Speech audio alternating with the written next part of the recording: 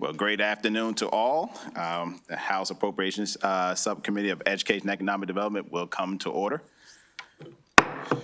First up, well, first of all, great afternoon to all. We appreciate you all being here. This is our first meeting for the Education and Economic Development Subcommittee for this session, and we're excited to hear from everyone and be able to work with each and every one of you. So thank you all for being here. And first up, we're going to have the Maryland School for the Deaf, and we're going to have our budget analyst go first, Ms. Laura Hyde. Thank you, Mr. Chair. Again, this is the budget analysis for the Maryland School for the Deaf. I'm Laura Hyde. And starting on page 1 with the operating budget summary, in fiscal 2026, MSD's budget decreases by approximately $300,000 or 0.5% to $55 million.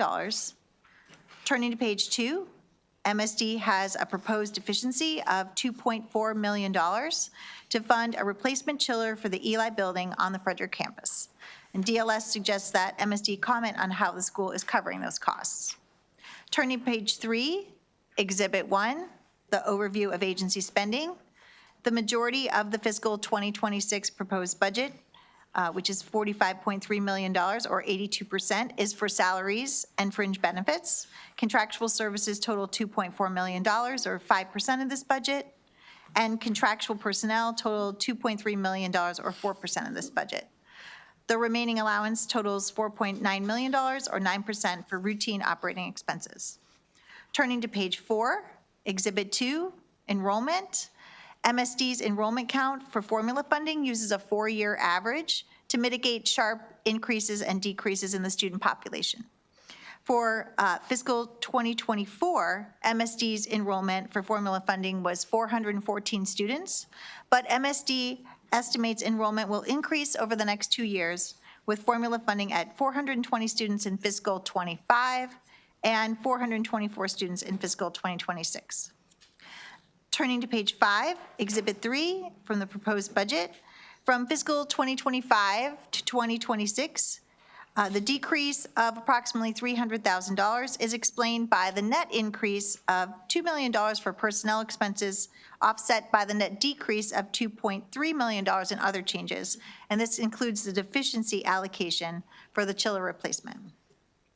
Turning to page 6, the heading is the Budget and Reconciliation Financing Act. Under Chapter 55, per pupil funding in the state share of the foundation program increases by $437 from $8,789 in fiscal 2025 to $9,226 in fiscal 2026. The BRFA of 2025 includes a provision that would reduce the foundation program per pupil amount by $169 in fiscal 2026 from $9,226 to $9,057. Although the fiscal 2026 budget includes a contingent reduction to apply the lower per pupil amount to local education agency budgets, MSD's fiscal 2026 allowance is based on the full per pupil amount. And so if MSD were subject to the per pupil reduction, the difference would be approximately $650,000. And so DLS recommends reducing MSD's budget by that amount to align with the fiscal 2026 foundation per pupil amount as proposed in the BRFA. Turning to page 7, personnel data. MSD has authorized 372.5 regular positions and 29 contractual positions in the fiscal 26 allowance, which is an increase of 10 regular positions from fiscal 2025. All 10 positions are contractual conversions. MSD has 23 vacant positions as of the start of January 2024 and 16 vacancies above the budgeted turnover. So MSD should comment how it plans to spend this vacancy savings. Turning to page 8, Exhibit 4, Issue 1. MSD had 4 findings and 1 repeat finding in a 2024 audit. MSD has fully resolved 2 of the audit findings regarding procurement and is working to resolve the other 2 findings involving ASL interpreting services and a memorandum of agreement with the MSD Foundation. MSD should comment on the status of the school's efforts to remediate the remaining audit concerns. Turning to page 11, Exhibit 5, Kindergarten Readiness Assessment. In response to committee narrative in the 2024 JCR, MSD submitted a report on KRA scores. MSD reported that the KRA might not be the most appropriate measure for MSD students because all students are on individual education plans. Although the exhibit indicates that MSD student scores were higher before the pandemic, MSD reports that the KRA doesn't really capture the complexity of interventions for their students and the differential instruction required. To solve this problem, MSD and the Maryland State Department of Education are working together on a new kindergarten readiness plan centered on the Child Outcome Survey, which assesses the developmental progress of students' positive socio-emotional skills, acquisition and use of knowledge and skills, and use of appropriate behaviors to meet their needs. Key elements of this plan can be seen on page 13 in Exhibit 6. MSD should comment on the status of the school's kindergarten readiness plan and the administration of a new readiness assessment for MSD students, if appropriate, in fall 2025. Turning to page 15, Exhibit 7, this is MSD's MFR, or Managing for Results measure on student graduation outcomes, which shows that MSD had a decline from fiscal 2023 to 2024 in students headed to college and work. MSD should comment on the reasons students who earned a high school diploma did not meet the MFR graduation targets in fiscal 2024. This concludes my presentation, and I'm happy to take your questions. Thank you so much to our budget analyst. Any questions for our budget analyst? Thank you so much. First, we're going to have up our superintendent, Mr. John. Appreciate you.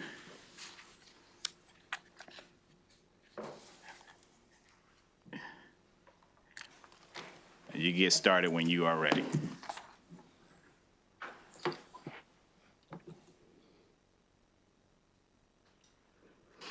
Good afternoon, Vice Chair, Delegate Harris, and subcommittee members. Thank you for giving me the opportunity to be here today. My name is John A. Serrano. I am the superintendent and agency head for the Maryland School for the Deaf. Joining me here today is Ann Miller, who was our chief financial officer and operations officer. First, I wanted to express our gratitude to Laura Hyde and her office staff for collaborating and working to develop the legislative budget analysis. While we already submitted our written testimony response to the analysis, I wanted to take this opportunity to emphasize a few key points and bring to your attention. In our response, we want to emphasize our progress to address many of our audit findings, which includes being fully committed to the few unresolved audit results, including our ASL interpreting services contract, which we do already have our solicitation that has been posted on Emma. Thank you to that collaboration with the State Procurement Office. In response to the kindergarten readiness assessment, we are focused on improving our teachers' skills through professional development and periodic evaluations. Getting ready for the next school year, 2025 to 2026, that is when the new KRA assessment will be ready. Our staff will be receiving training that is provided by MSDE to provide those tests in the fall. Finally, we deeply appreciate the state's ongoing commitment to supporting MSD's mission, which is to provide social and academic opportunities to deaf and hard of hearing students throughout the state of Maryland to achieve full potential and give back to their communities. MSD provides full access, a full ASL signed environment for our students, which allows our students to thrive linguistically. In conclusion, MSD concurs with the analysis as proposed. Thank you for your consideration and ongoing support of our mission, and I'm happy to answer any questions you may have. Well, thank you, Mr. Superintendent, for coming out and being here with us today. We appreciate your time. Any questions from the committee? Hearing none. And Ms. Ann Miller, you have anything extra to provide, or you're good? I'm fine, thank you. Okay, appreciate that. Well, I think that will conclude our hearing on the Maryland School for the Deaf. Appreciate you, appreciate your time. We'll transition to the Maryland Stadium Authority. We have our budget analyst, Mr. Patrick Frank. And we'll get started with Mr. Patrick.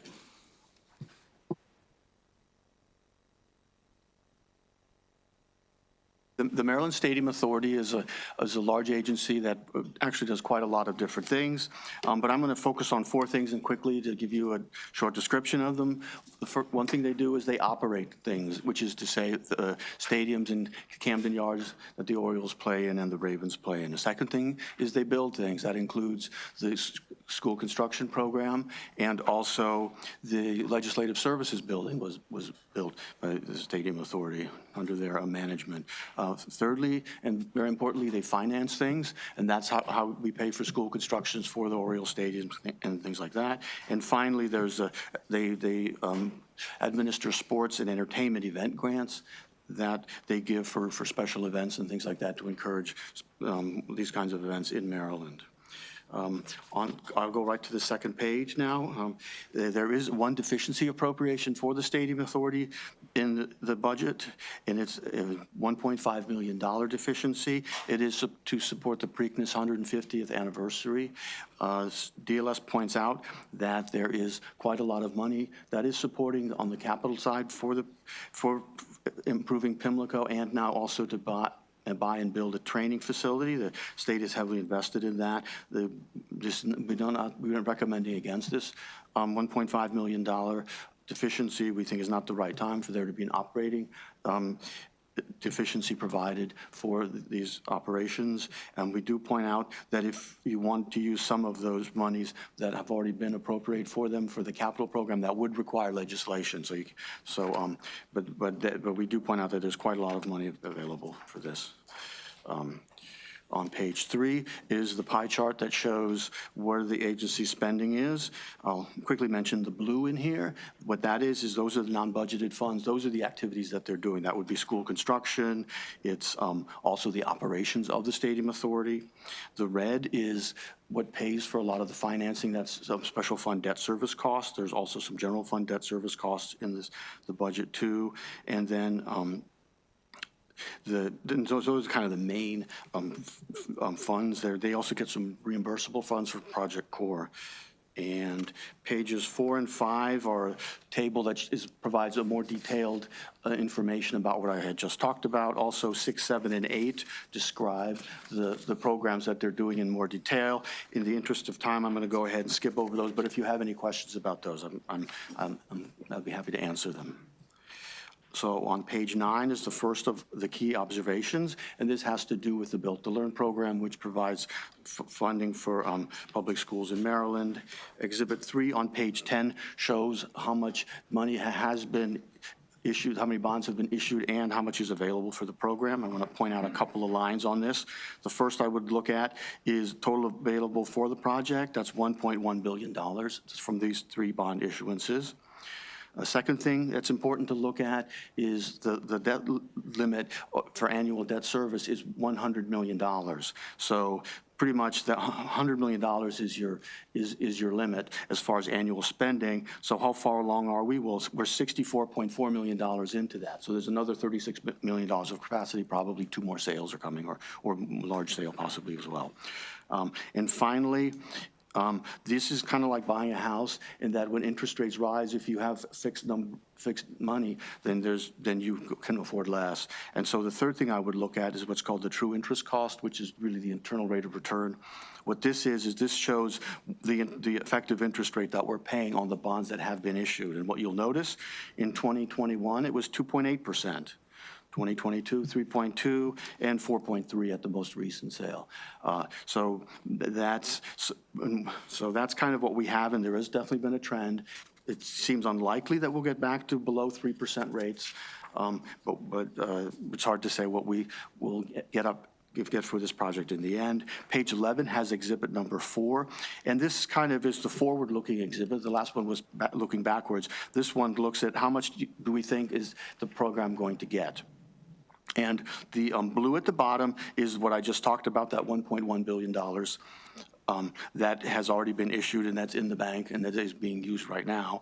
And so the remaining capacity, and it shows you different levels depending on whether from 3.5% to 5.5% interest rates. Right now, we're right around 4.5%, so I would say if things stay like they are, you're talking about a total of $1.7 billion for this project. If interest rates decline, you could get up to 1.8. If they go higher, you're more in the $1.6 billion area.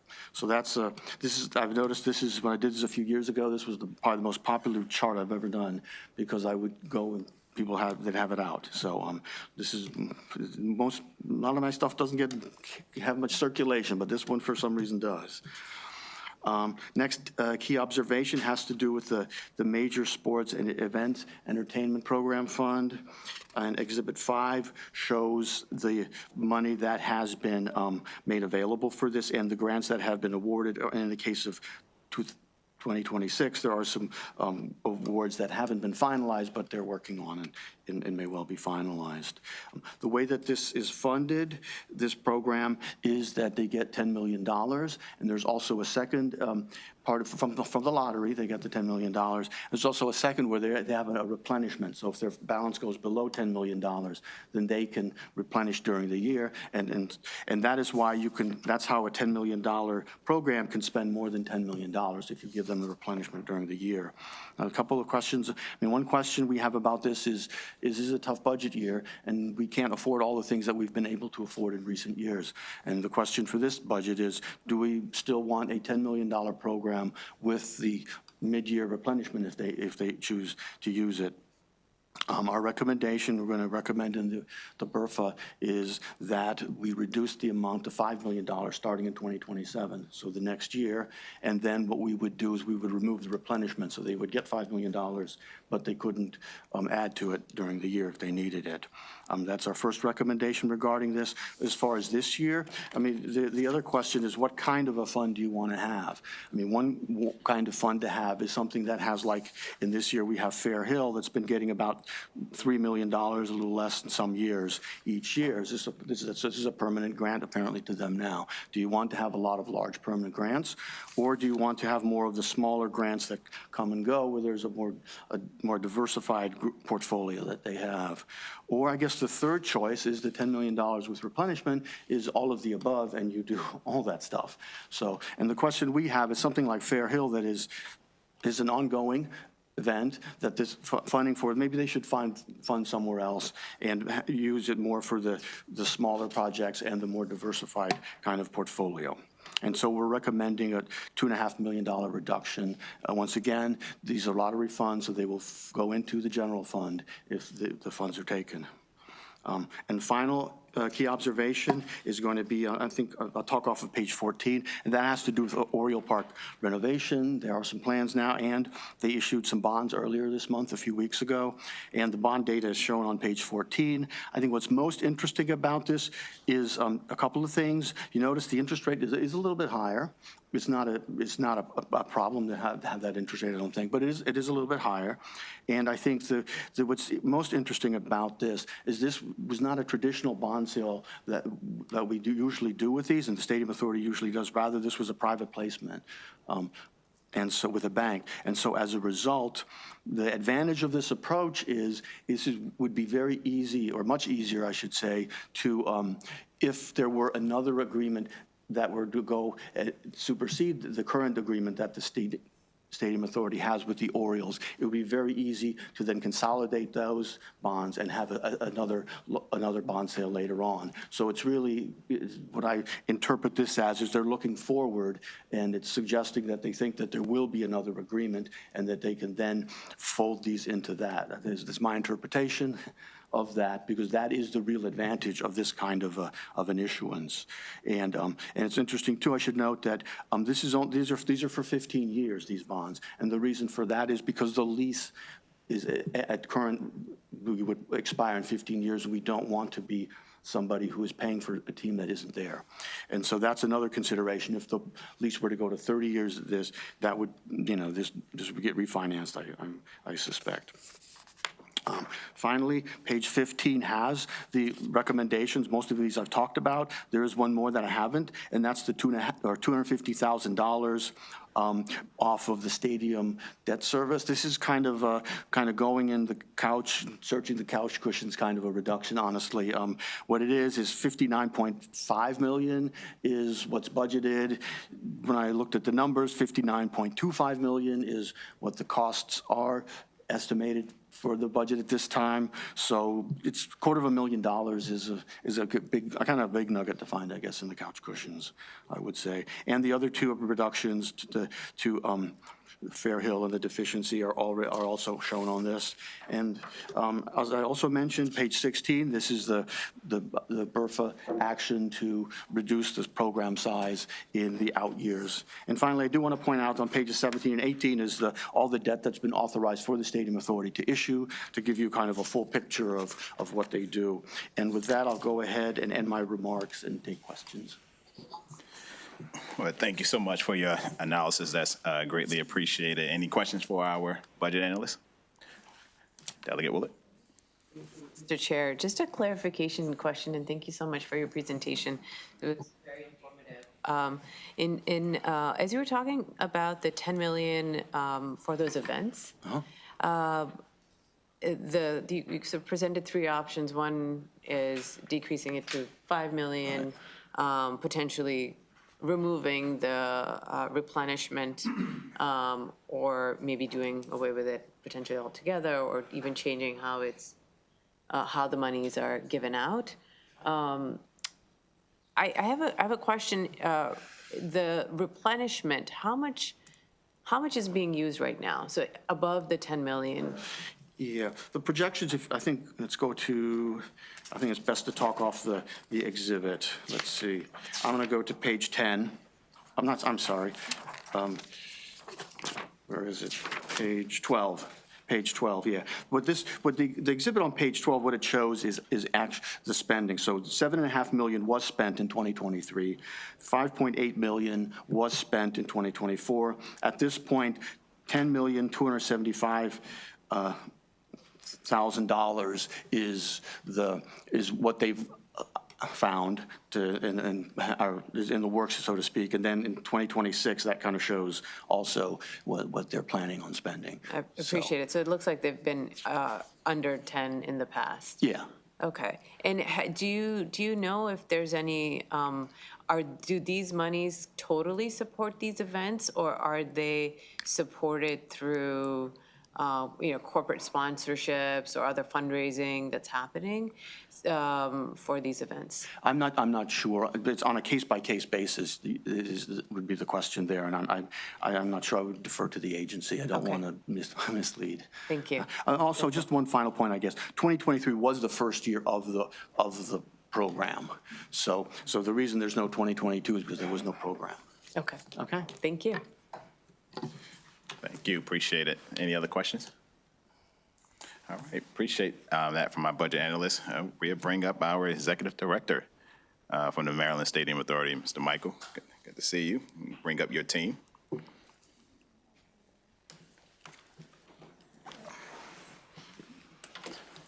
Good seeing you all. You can start anytime.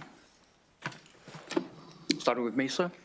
Thank you. Gary McGuigan, Executive Vice President, Stadium Authority. Good afternoon. Good afternoon. Dawn Abshire, CFO, Maryland Stadium Authority. Michael Friends, Executive Director, Maryland Stadium Authority. Terry Hasseltine, Executive Director of the Maryland Sports Commission. Good afternoon. Phil Hudson with the Maryland Stadium Authority. Well, thank you for this opportunity to respond to Mr. Frank's well-researched report. We want to thank him for the ease with which we can work with him. I think our staff enjoys working with him. We've prepared written testimony that you should find in your materials for today, and we're pleased to respond to the issues and answer any questions you might have. And I ask my colleagues here because they can respond specifically to specific questions. And I think that Mr. Hasseltine can clarify some of the answers for the previous question on the sports and entertainment grants. So I don't know, Dawn, do you want to respond first to the debt service question? Thank you. So for the debt service, MSA believes that the 59.5 million due to uncertain nature of the variable debt for the football bonds, it should be adequate to cover, or we need that couch cushion money, as Patrick referred to it, as just to ensure that, you know, if the interest rates fluctuate on that series, we have enough to cover it without coming back to ask for additional funds. Happy to answer any questions. Well, thank you, members of the committee. Terry Hasseltine again for the Maryland Sports Commission. I'd like to address the last question, I think, first, and then I'll go through and respond to the others. The forecast and the projection of being over $10 million is exactly that. It's a forecast on things that we know are coming down on the pipeline in the future, and therefore there's not an allocation or a spend above $10 million. It's just giving the team and the analysts the information that specifically shows what we know is coming at us so that we can address it appropriately. And to answer your other question, no, we do not fund any program at 100%. We do receive corporate sponsorship. We do receive ticket sales. We do food and beverage. We do all the things that most events would have. So the proportionality of what is being funded is probably less than a quarter of the activities that are associated with that event in most cases. There is no 100%, fully funding when it comes to the major events fund. It is all proportional based on the scope and the size and the economic vitality that the event will bring to the state of Maryland, specifically to the Maryland 5-Star because it was identified. That was an event that the state bid on during the late teens of 2020 and beyond, and got hit by, obviously, right up against the launch of the event was against COVID. And therefore, because the state had already invested in the pursuit of the event and the activity, the longevity of carrying those funds forward in the program is more critical because of the investment we've already made to procure that event on behalf of the state. An event that is actually growing exponentially 11.5% year over year in revenues generated. Last year, the event did $11.6 million in direct spend on Maryland's economy in the northeast quadrant of the state, and did $19.9 million in direct business spend in Maryland, and produced 17,000 room nights in the state of Maryland over a 4-day weekend. So the investment is only a proportionality of the greater gain that it's bringing back to the state of Maryland. And was there a third piece to that question, ma'am? If I can answer it? Okay. As it pertains to the grant program in totality, it is a fund that makes us competitive in the marketplace. Right now, Maryland is competing against 49 other states who are all trying to secure and grow their sports tourism market. States around us have increased their spending on sports tourism because it's shown its resilient perspective back onto the economies of the state. It was the first to recover after COVID, first to recover at the downturn of the economy in 08-09. It was the first to recover after 9/11. So sports tourism has continued to show its robust growth nature and its resiliency against some of those common downturns in the U.S. and in the state's economy. So at a time in which we are looking for money to obviously save to put against the deficit, I would be doubling down on sports tourism because it's growing at 3.5% annually across the United States. Maryland is right now competing in that same growth strategy at 3+% annually in sports tourism, not just grassroots, but also the nature of what the major events fund's about, which is driving economic vitality and branding and using the leverage of those events for quality of life, for bringing in new tax revenues and bringing new tourists to the state to ensure that they experience the greatness that Maryland is and making sure that they're spending their money here in a very wise and sophisticated way. As it pertains to the $1.5 million that was identified in this as well, that money has already been received in FY25. That is not going against the Preakness Stakes. That is a new initiative with the First Lady and the city of Baltimore, and like to create a festival that will allow us to gain more share of the marketplace to ensure there's more spend going on leading up to what is the 2-day event, which is Black Eyed Susan and Preakness.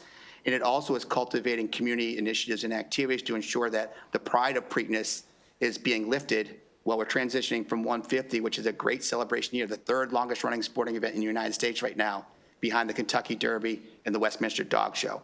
So we culturally have this great asset, which the state is investing on the development of Pimlico and the site.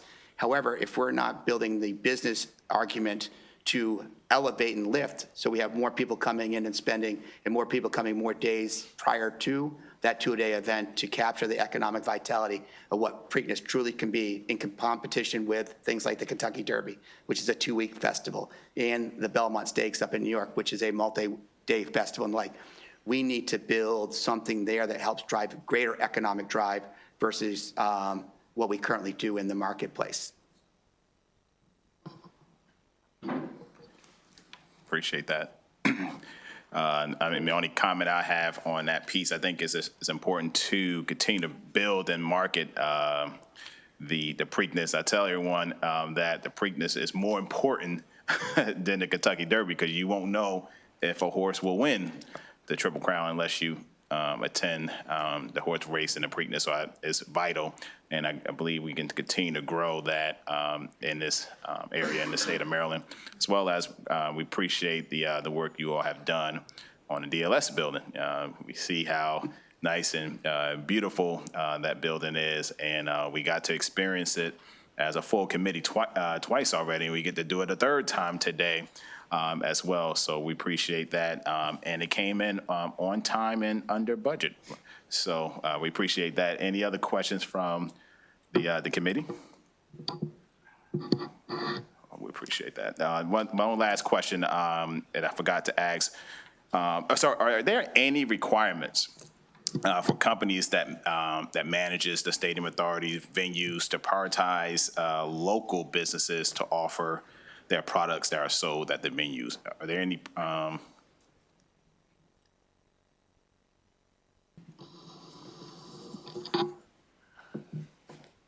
Insofar as the teams operating the venues, I don't believe so. I mean, that, we have a lease with them with respect to, rent they pay or reimbursements they make for operations and maintenance and ways in which they operate the stadium, but I don't believe it extends to spending on, operations related to games. I will say that the Ravens in particular, when they engage in construction programs, do emphasize minority spend on procurements.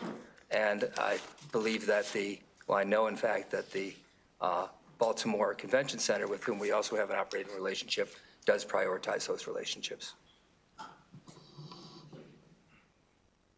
I appreciate that. Thank you. I was just wondering how we are, engaging our local businesses in these different venues. So I appreciate that answer.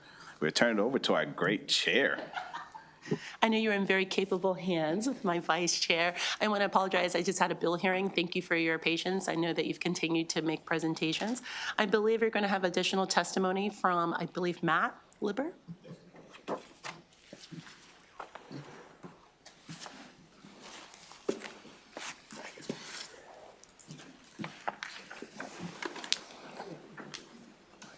I'll stay if you want. I'll sit next to you. I'll provide support. Yeah. Thanks.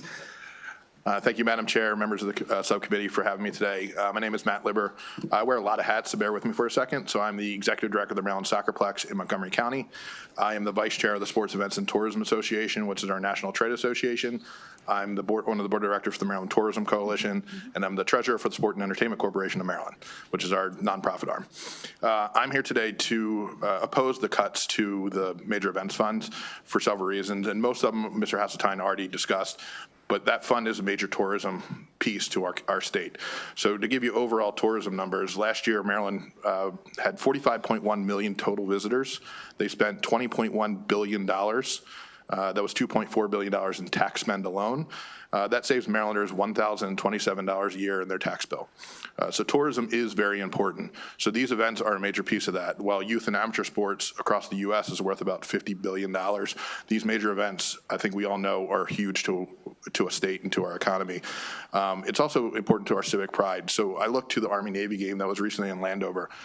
All of college sports, all of college football, eyes were on Maryland that day. It's the only college football game that day. So that's millions of people looking at Maryland and what we do. You cannot buy that type of media exposure. It's just too expensive. So the money we're giving them to bring that event here is super important to the state. When people see what Maryland looks like, that drives them here for other reasons. They may want to come visit for more than just sports. So that's a big piece of it. The other side about that fund that Mr. Asstein talked about was our competitive nature. So other states are in this game too. There are 23 other states that currently have a fund like this. 2 states are looking at adding it right now. To give you an example, the state of Tennessee has a $25 million fund. They can pull in a lot of events with that money. So if we're looking to reduce that, makes us less competitive. This past year, Pennsylvania added a fund. In the first year, they spent $5 million. They're expecting $240 million of return on that investment.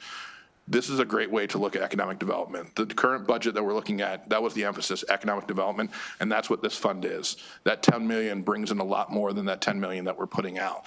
So I ask you to not cut that fund. It's very important to us. Thank you so much. Are there any questions for the witness?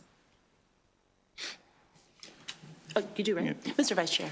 Yeah, so I don't really have a deep question. It's got a deep comment, and you made an interesting and great point that the Army-Navy game took place, and that the Navy actually won that game. And so, if folks need to come back this upcoming year to see the Navy win again, so I just want to emphasize that. Appreciate that, Madam Chair. Is there a Navy veteran in the House? Perhaps there is. I'm the daughter of a Navy veteran, just putting that out there as well. Are there any real questions for the witness today? Well, thank you for your testimony. I don't know if it's been acknowledged, but we do have a new member of our subcommittee, Delegate Beauchamp, so I just want to acknowledge him coming from the Eastern Shore, if that hasn't already occurred. And I believe there's no other witnesses. Yep, that concludes the budget hearing for Maryland Stadium Authority. Thank you so much. Next, we'll hear from the Maryland Economic Development Corporation, otherwise known as MEDCO.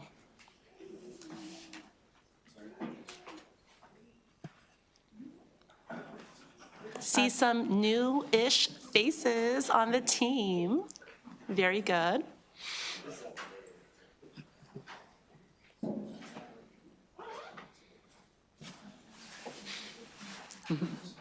Hello, Tom.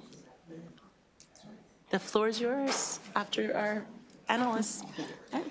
Elizabeth, is it Weibel? Yes. There you are, Weibel. Okay, make sure I said it correctly. Thank you, Madam Chair. I'll be presenting an update on the Maryland Economic Development Corporation, or MEDCO.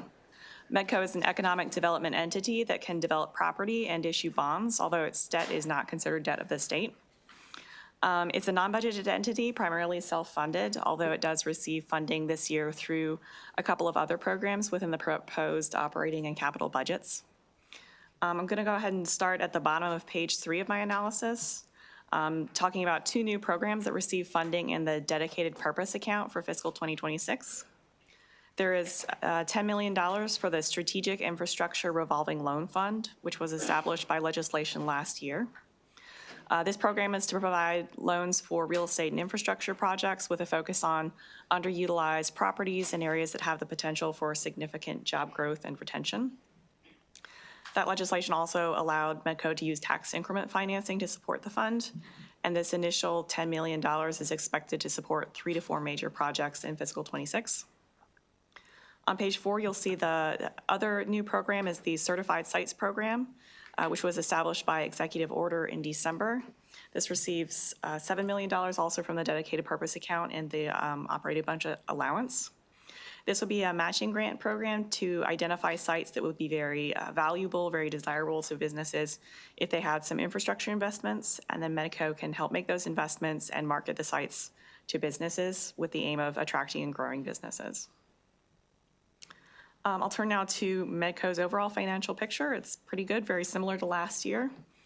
Exhibit 1 on page 5 shows the corporation's net assets. That lower line there is facilities that MEDCO operates or manages, mostly student housing, but also the Chesapeake Bay Conference Center and some parking garages. And then the blue line at the top is sort of everything else. The operating assets value declined somewhat in fiscal 2024.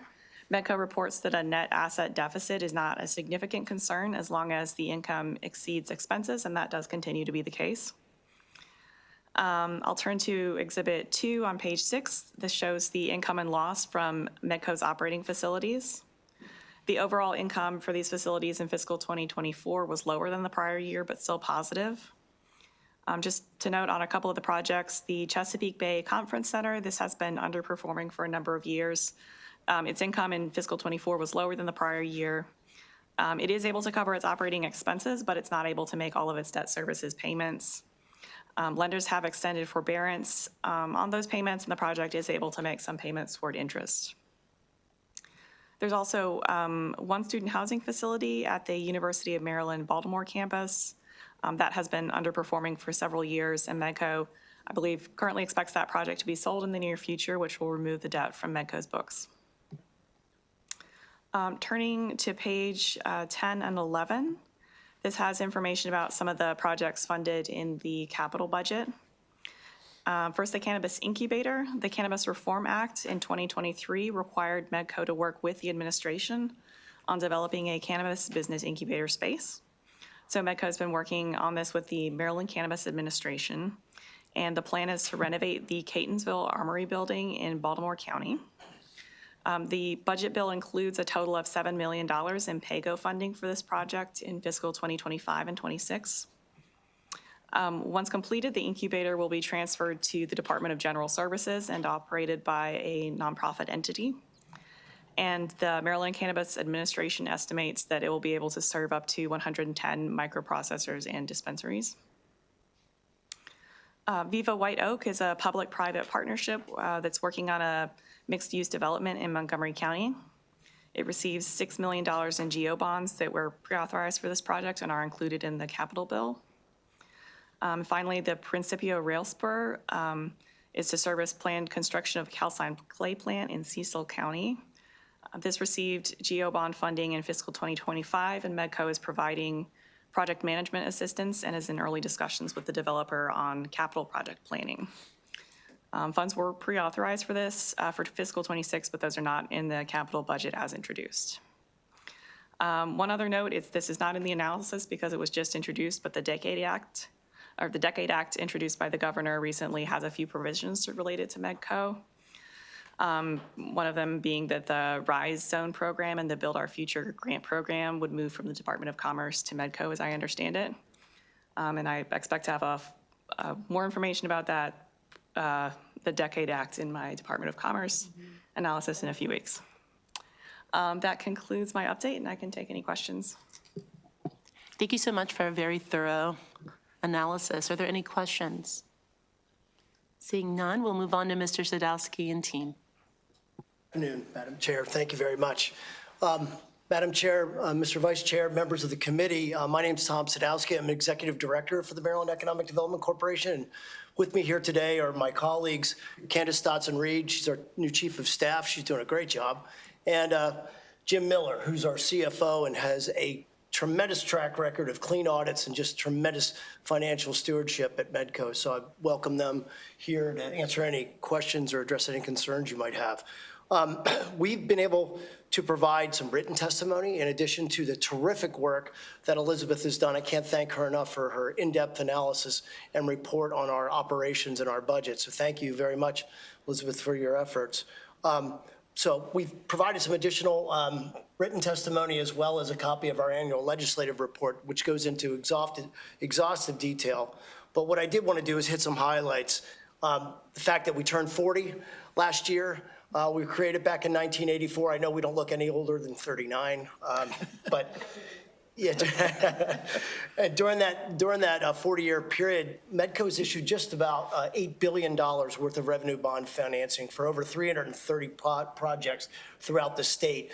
We have an outstanding balance of about $4 billion related to those projects, but we're managing them very, very well and working on, as I said, a very broad array of projects throughout the state. Last year was our biggest ever in our 40-year history. We issued $1.2 billion in revenue bond financing in calendar year 2024. And again, it went to a variety of different projects, several of which we're very proud of. One was a great project in Baltimore City at Reservoir Square, partnering with MCB, David Bramble's firm, to do amazing things there right off North Avenue in Baltimore City. And then build another graduate housing project down at University of Maryland College Park, where we're going to be able to attract the best and brightest to help fortify that research activity there. We're doing a lot of great things to stabilize our student housing portfolio. As Elizabeth had mentioned, we're looking at paring off some underperforming assets, ones that offer some market opportunity and interest. But we're working still with our higher ed partners on additional student facilities, those that are looking at increased enrollment post-COVID. But now we're even transitioning into discussions about new science and research and development facilities. We're looking at energy capabilities on various campuses to help them perform and service their needs going forward. So we're trying to diversify and enhance our relationships with the institutions because they have ongoing costs in this cost-constrained environment. We're trying to help them best manage those costs and address those so that we're offering the best facilities and amenities to the students at the lowest possible cost. We have signed major partnerships with federal partners, the Army Research Laboratory and NASA Goddard. And in doing so, we're trying to help them enhance their infrastructure and bring in higher ed and industry partners there on campus where they can better utilize underutilized infrastructure and help fortify those research missions and create new job creation opportunities and investment. We've also increased our activity with the Maryland Department of Transportation, looking for quality transit-oriented development opportunities throughout the state, as well as new community development opportunities that abut these transit centers to create new opportunities for investment, jobs, and critical services with closer proximity to those populations. We've done some great work at the Hyatt. I know it's still having some challenges, but we finally got to the point where we're going to be able to pursue residential development around the resort, which is tremendously going to do tremendous things to help performance of that asset and bring in more people and generate more activity and revenue for the city of Cambridge for the most part. And I think I'm most proud of some of the things that Elizabeth highlighted, but the confidence that we've earned on the behalf of our friends at the Department of Commerce and in the governor's office. With this bold economic growth plan and strategy that the governor has laid out, we're proud that we're going to be able to take a part in helping implement and execute upon his bold vision for Maryland.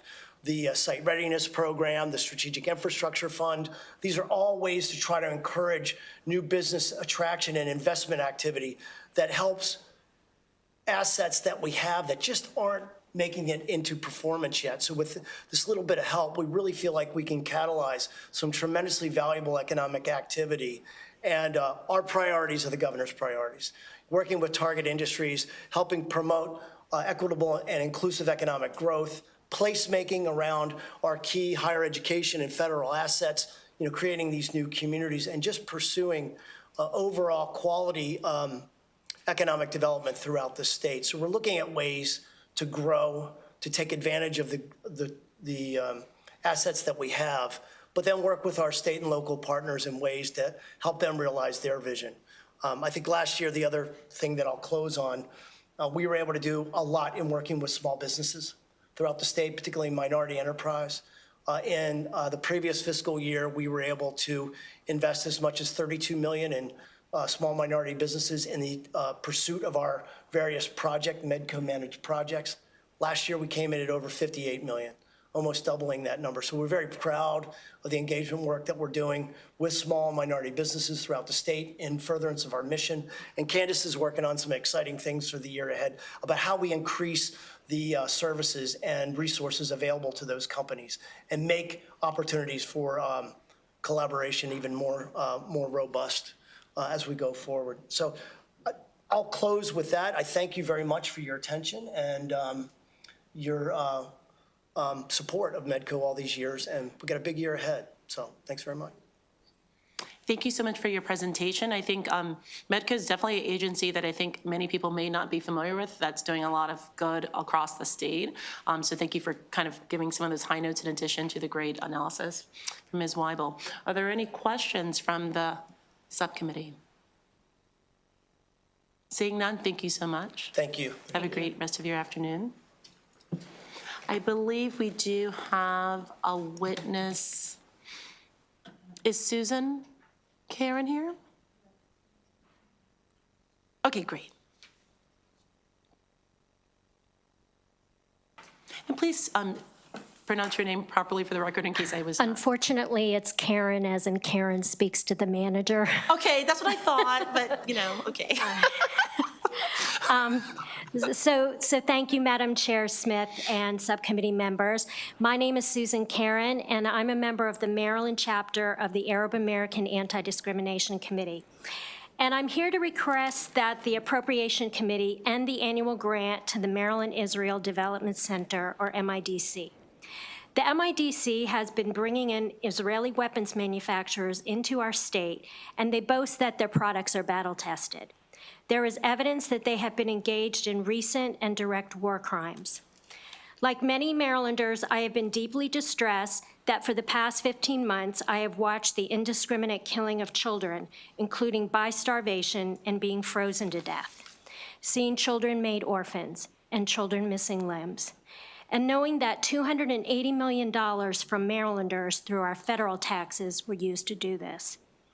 Two of the entities that the Maryland Israel Development Center has recruited are not even private companies, but actually part of the Israeli military itself. That includes Raphael in Bethesda and Elta in Arundel Mills. And because of this grant, we now have evidence that Maryland has been directly implicated in a war crime. In October, Israel dropped a 2-ton bomb onto a 10-story residential apartment building in Beirut. A video shows that it was a U.S. bomb with the Spice Guidance System, which was built by Raphael. The MIDC recruited Raphael to Bethesda specifically to broker these type of U.S. partnerships. And as I said earlier, Raphael is part of the Israeli government. The budget is a reflection of our state's values and priorities. The MIDC's recruitment of these war profiteers represent a different value system. I request that you reappropriate the MIDC grant towards alternative, life-affirming business development enterprises. Thank you. Right on time. Thank you, Ms. Karen, for your testimony. Are there any questions for the witness? Seeing none, thank you very much. Thank you. And that concludes the budget hearing for Medco. And for our last budget hearing of the day, the Maryland State Library Agency, if you can come forth, and we'll be hearing the budget analysis by Natalie Andrade.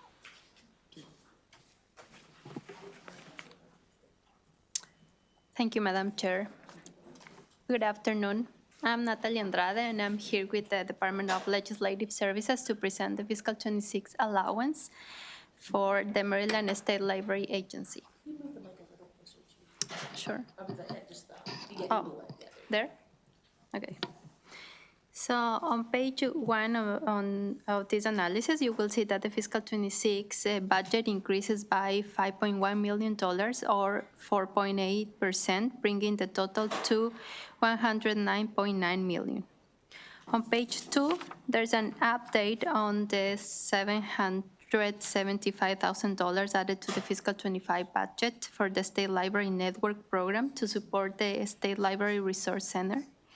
The agency indicated that these funds were directed to the overall operating budget, which totals $14.6 million for fiscal 25.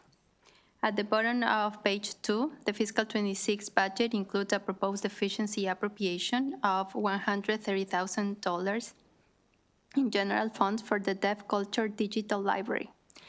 MSLA should comment on the need for these additional funds, including an explanation of why the initial fiscal 25 appropriation was insufficient, how the additional funds will be used, and whether this reflects ongoing funding needs for the program. On page 3, Exhibit 1 breaks down the fiscal 26 allowance. As you can see, $53 million is allocated to public library aid, $27.4 million to aid for local library employee fringe benefits, and $22.6 million to the State Library Network.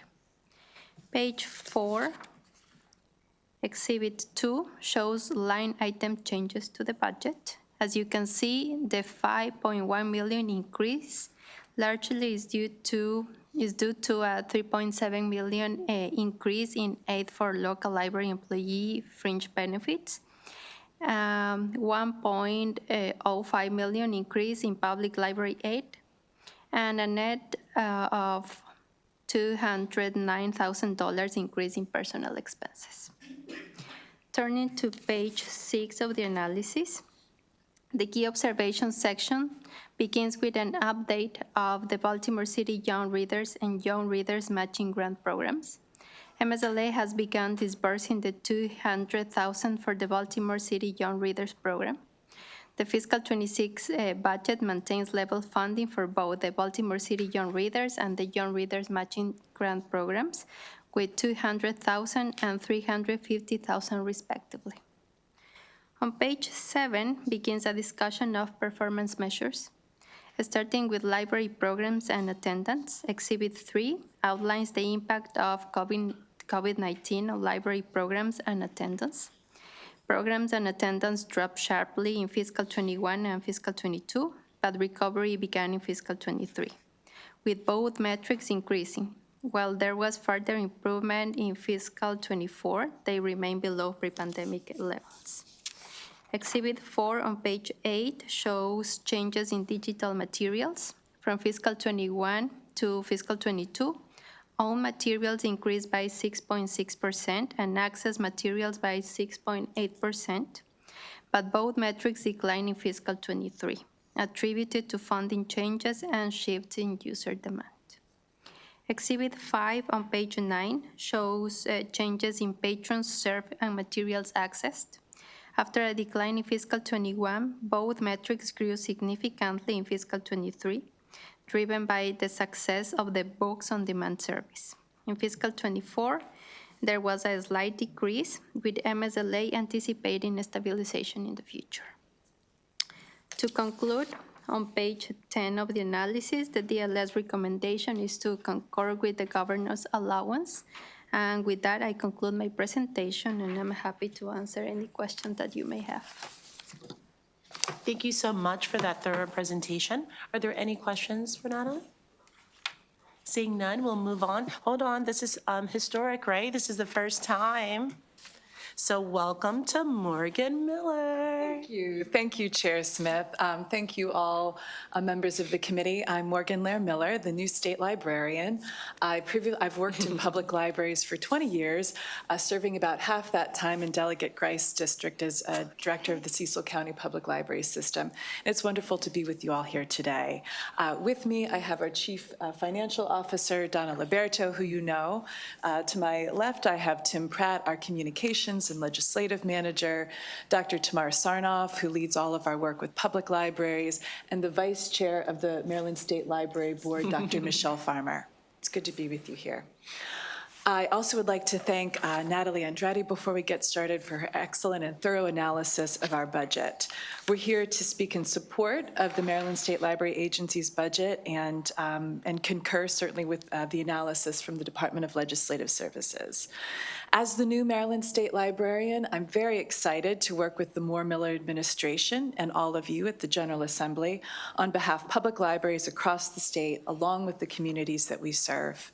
Public libraries are institutions that uniquely align with all of the Moore Miller administration's priorities, from advancing early childhood learning outcomes and setting students up for success, to driving economic outcomes, connecting Marylanders to jobs, advancing infrastructure, digital equity and access, and helping all Marylanders to thrive.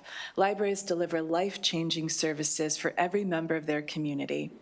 What's more, many of our local and state government agencies, schools, and nonprofits rely on our libraries in the communities to connect citizens to their own services and resources. And our libraries' operating models are some of the most effective and efficient, generating significant short and long-term returns on investment, both at the county and state level. State funding is critical to the success of our 24 public library systems and the people who depend on them. And so you'll see in this budget proposal, we're especially grateful that the governor has supported the per capita increase for the county library systems as well as our regional libraries. This is the largest portion of our budget, about 48%.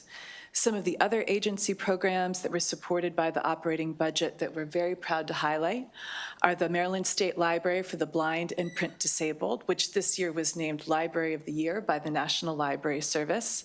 The State Library Resource Center, housed at the Enoch Pratt Free Library in downtown Baltimore, which provides training, programs, services, interlibrary loan, not only to public libraries, but school and academic libraries throughout the state, in addition to providing high-speed broadband to 15 county library systems, as well as 23 municipalities, which includes not only local governments, but EMS services as well. And the Governor's Young Readers Program, which since its inception in 2023 is now connecting 40,000 children under the ages of 5 annually with books in the home on a monthly basis. And we're working with matching grants through 18 affiliates throughout Maryland to do this work and prioritizing low-income households and children living in poverty. And finally, our Deaf Culture Digital Library. We've been asked to comment on the funding deficiency for DCDL. I provided more information and data in the testimony that I submitted to you. But overall, the Deaf Culture Digital Library was established in law in 2014 to offer resources about deaf culture, to acquire and preserve a collection of resources in digital formats, to furnish access to information regardless of the location, and to provide highly competent assistance to Maryland residents and library staff and local public library systems, academic libraries and universities, and all sorts of other entities throughout Maryland. We work in very close partnership with the Governor's Office of the Deaf and Hard of Hearing, as well as the Maryland School for the Deaf. Over 1.2 Maryland residents identify as being deaf or hard of hearing, and that number is certain to increase as our population ages. So goes usage of the Deaf Culture Digital Library. Its main core services are maintained through the website, and just since 2022, usage and engagement with that website, which provides the services, has increased by nearly 78%. DCDL has been funded by the State Library Agency since 2014, but has not received any additional funding since 2015.